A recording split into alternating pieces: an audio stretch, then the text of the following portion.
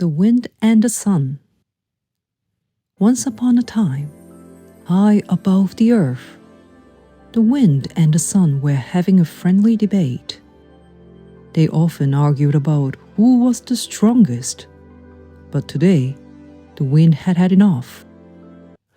"I am far stronger than you," declared the wind. "When I blow, I can uproot trees, stir the mighty oceans, and scatter clouds across the sky. There's no doubt that I am the most powerful force in the world." The sun, calm and golden as always, smiled gently. "You may be strong, dear wind, but strength is not the only measure of power. Sometimes gentleness can achieve more than force." The wind huffed and puffed, sending swirls of air spiraling into the sky.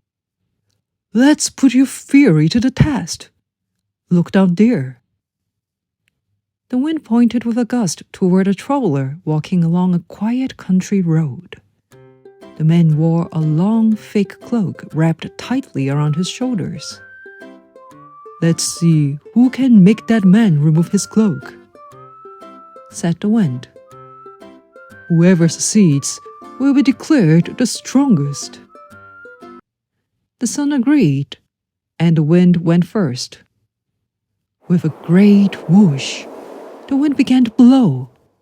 Leaves danced wildly, trees swayed, and the traveler's cloak flapped fiercely in the gusts. But instead of letting go of his cloak, the traveler only clutched it tighter. "Stronger wins!" The wind fought, and so he blew harder and harder. The traveler staggered under the force of the gale, gripping his cloak with all his might. He even pulled it closer, wrapping it tightly around him to stay warm. Finally, exhausted from all his efforts, the wind gave up. "Your turn," he said to the sun, frustrated and out of breath. "Let's see what you can do." The sun beamed warmly, casting golden rays down onto the earth. At first, the traveler didn't notice, but soon he began to feel the sun's gentle warmth on his face.